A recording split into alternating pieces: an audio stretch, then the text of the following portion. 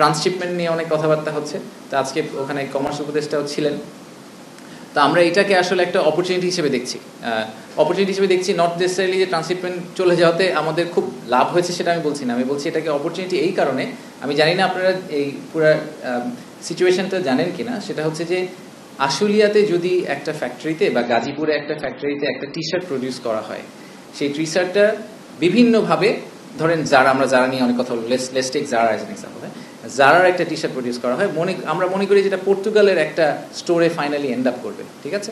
সে কি করবে, তার হাতে কয়েকটা অপশন আছে। একটা হচ্ছে সে আশুলিয়া থেকে ঢাকা এয়ারপোর্টে আসবে, তারপর ঢাকা এয়ারপোর্ট থেকে ফ্লাই করে পর্তুগাল যাবে, পর্তুগাল যেয়ে বা পর্তুগালের কোনো ওয়্যার হাউসিং একটা সিটিতে যাবে, সেখান থেকে স্টোরে চলে যাবে। আরেকটা অপশন হচ্ছে সে ট্রাকে করে কলকাতা যাবে বা ট্রাকে করে দিল্লি যাবে, সেখান থেকে ফ্লাই করে সে ওখানে যাবে। তো যখন সে ট্রাকে করে আরেকটা দেশে যাবে, ওখানকার এই যে অপারেশনাল চার্জ, এয়ারপোর্ট চার্জ, সব চার্জ কিন্তু ওই দেশ পেয়ে গেল। ফানিলি ইনাফ, বাংলাদেশে এই মুহূর্তে যে সিচুয়েশন, তাতে দিল্লি বা কলকাতা থেকে ফ্লাই করা আমাদের এই সাপ্লায়ারদের জন্য সস্তা ঢাকা থেকে ফ্লাই করার চেয়ে। How is that possible? I have no idea. আমরা গাজীপুরে প্রডিউস করে ঢাকা থেকে ফ্লাই করে নিয়ে যেতে পারছি না, কিন্তু দিল্লি বা কলকাতা থেকে আমরা আরও সস্তায় নিয়ে যেতে পারি। এই কারণে লোকজন ট্রান্সশিপমেন্ট করতে চায়। তো এইটাকে আমি এই কারণে অপরচুনিটি হিসেবে দেখি যে আমাদের তো এখন অপশন নেই, আমরা এখন আর কলকাতা দিল্লিতে যেতে পারবো না। সো আমাদের ঢাকা এয়ারপোর্টকে আরও অনেক এফিসিয়েন্ট করতে হবে, তাহলে আমরা বিজনেসটা লুজ করবো। তো ঢাকা এয়ারপোর্টকে এফিসিয়েন্ট করার একটা সুযোগ পাওয়া গেছে, সিলেট এয়ারপোর্টকে এফিসিয়েন্ট করার সুযোগ পাওয়া গেছে, সৈয়দপুর, কক্সবাজার, লালমনিরহাট, বেশ কয়েকটা এয়ারপোর্টকে রিইউটিলাইজ করার একটা সুযোগ পাওয়া গেছে। সো এই অপরচুনিটিটাকে হাতে নিয়ে আমরা ট্রাই করব যে এই ধাক্কায় আমরা কোনোভাবে এয়ারপোর্টগুলোকে আরেকটু এফিসিয়েন্ট, আরেকটু অ্যাক্টিভেট যদি করতে পারি, তাহলে হয়তো আমাদের ওভারঅল ইকোনমির জন্য this will turn out to be a good outcome in the long run. Port connectivity বলতে আমরা বুঝি যে চিটাগংয়ে আমাদের যে কয়টা পোর্ট, একটা চিটাগংয়ের এই মুহূর্তে একটা বড় পোর্ট হচ্ছে চিটাগং পোর্ট, যেটা মেইন পোর্ট যেটাকে আমরা বলি।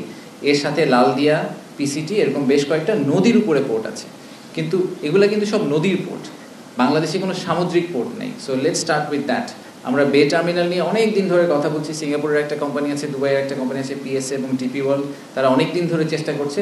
বাট আমাদের টার্গেট হচ্ছে যে এই সেপ্টেম্বর অক্টোবর মাসের মধ্যে আমরা বে টার্মিনাল ইস্যুটা রিজলভ করে আমরা একটা সিগনিফিক্যান্ট মাইলস্টোন ক্রস করব, নাম্বার 1। নাম্বার 2 হচ্ছে যে মাতারবাড়িতে যে ডিপসি পোর্ট আছে, সেটার আশেপাশে একটা ফ্রি ট্রেড জোন নিয়ে আপনারা দেখেছেন যে এবার ডিপি ওয়ার্ল্ডের চেয়ারম্যান এসেছিল, সেটা নিয়ে আমরা কথা বলার চেষ্টা করছি, যাতে বাংলাদেশ ইসেনশিয়ালি বিকামস, দুবাই আর সিঙ্গাপুর থেকে আমাদের ডিস্টেন্সটা রাফলি 2 ঘন্টার মতো, রাইট? সো আমরাও কিন্তু technically we can also become another Dubai আর সিঙ্গাপুর, যেখানে আমরা একটা ফ্রি ট্রেড জোনের মতো করে অপারেট করবো। এবং আমাদের একটা ভার্টিক্যাল কানেক্টিভিটিও আছে, নেপাল, ভুটান, 7 সিস্টার্স এবং তার দিকে উপরে চায়না।